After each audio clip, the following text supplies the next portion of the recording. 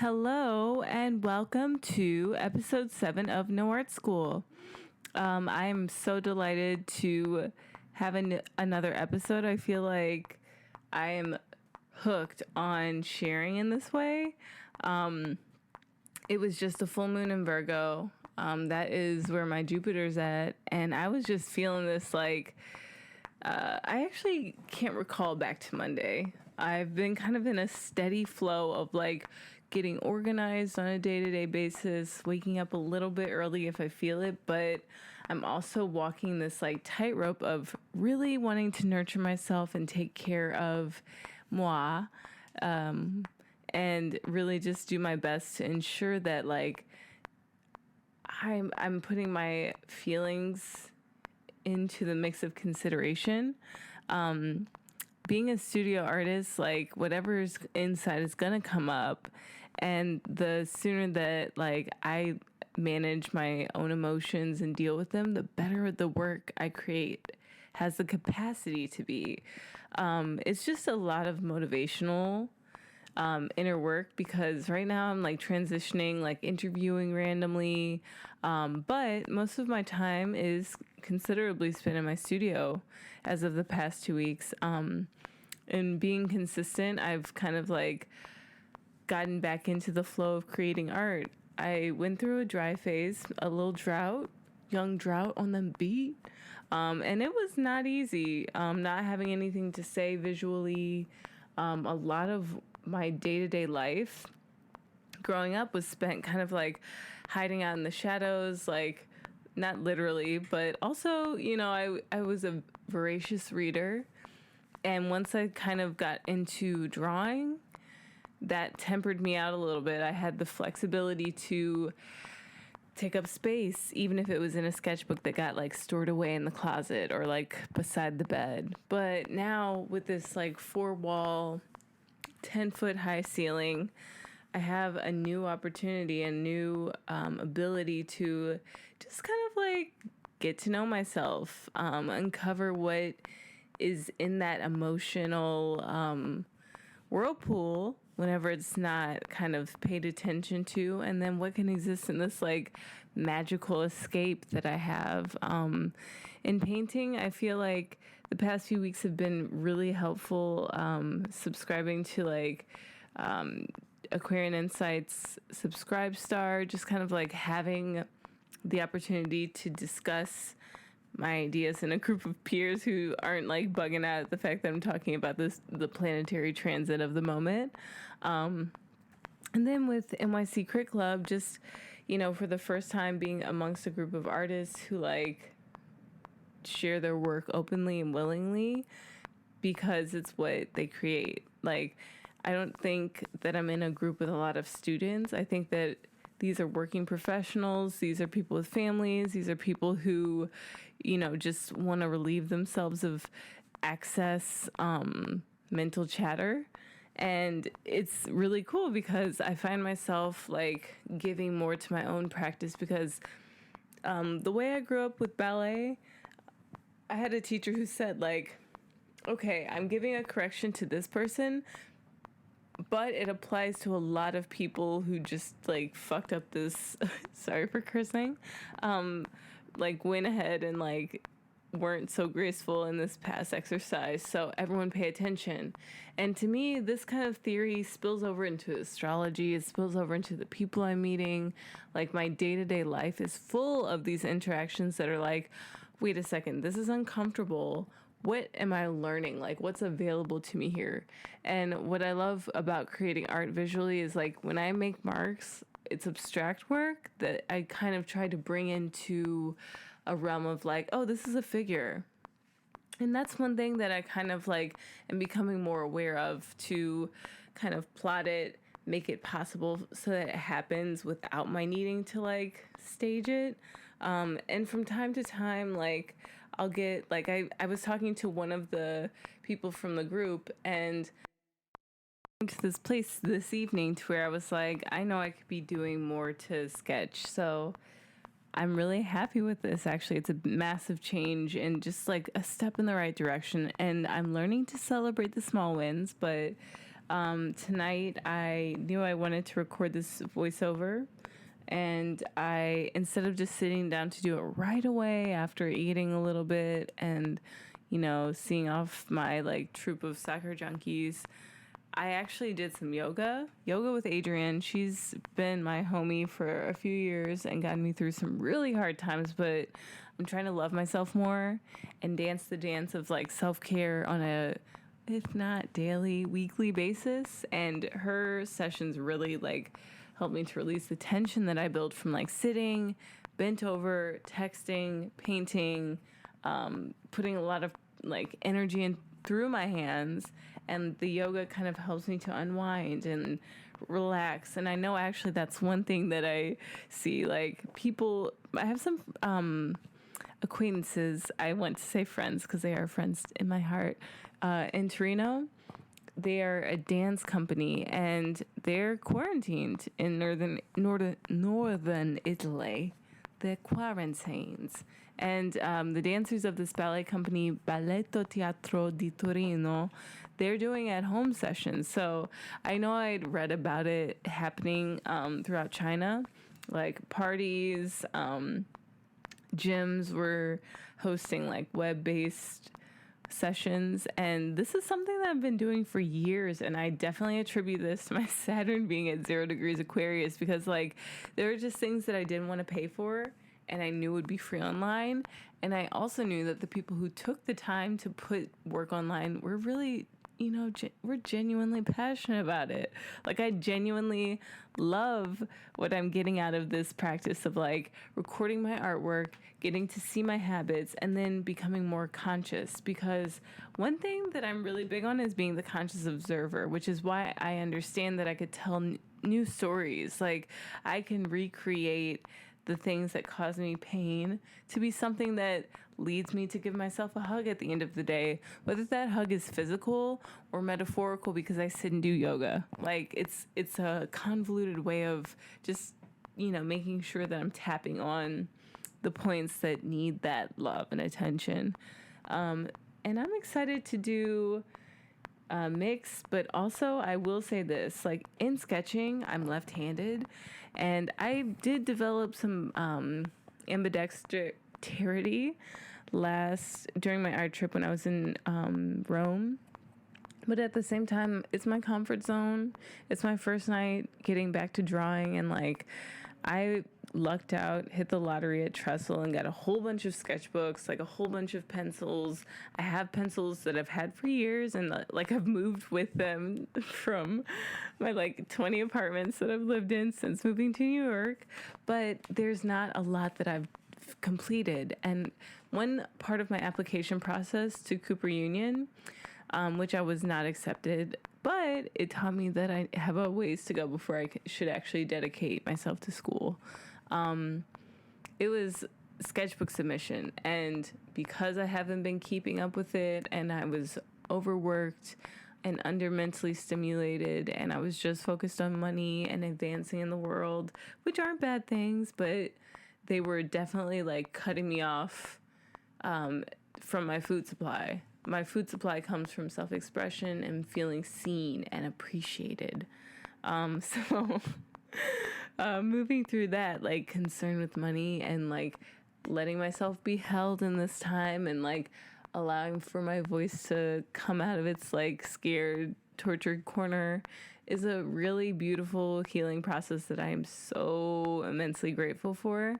And I feel that I'm like a bird who needed its wing fixed before it could go back out flying again, but I've like got the most cozy nest. So I'm grateful to the people in my life who continue to nurture me and continue to see me and help me to feel worthy of the praise that I want to give myself, because I do like to praise myself. I like to make sure that I'm like, feeling shiny and happy whenever I'd otherwise not. So I will segue this section into a little mix because why not? Thank you so much for listening.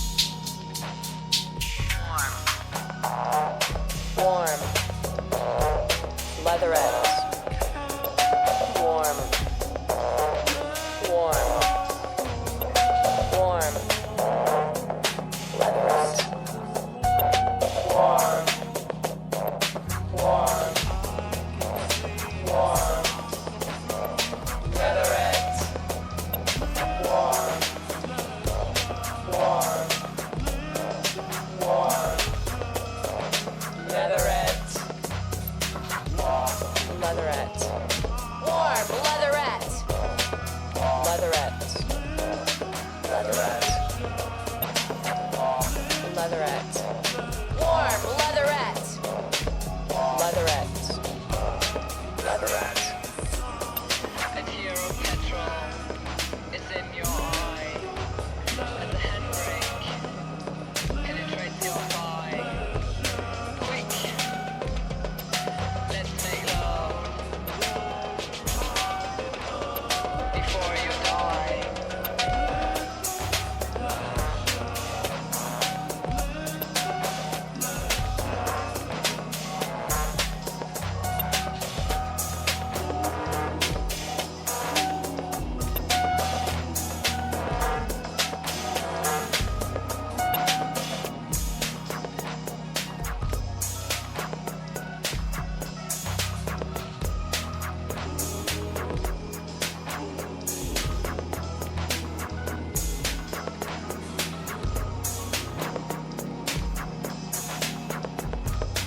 Warm.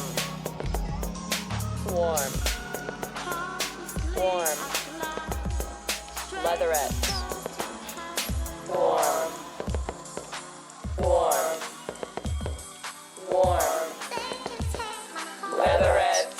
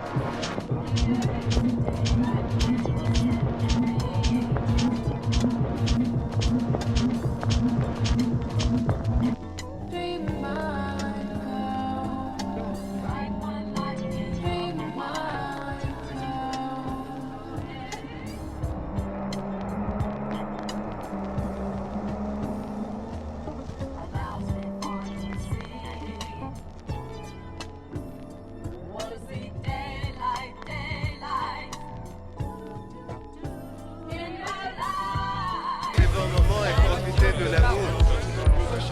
Je vis ma vie. Déguisé en gentil.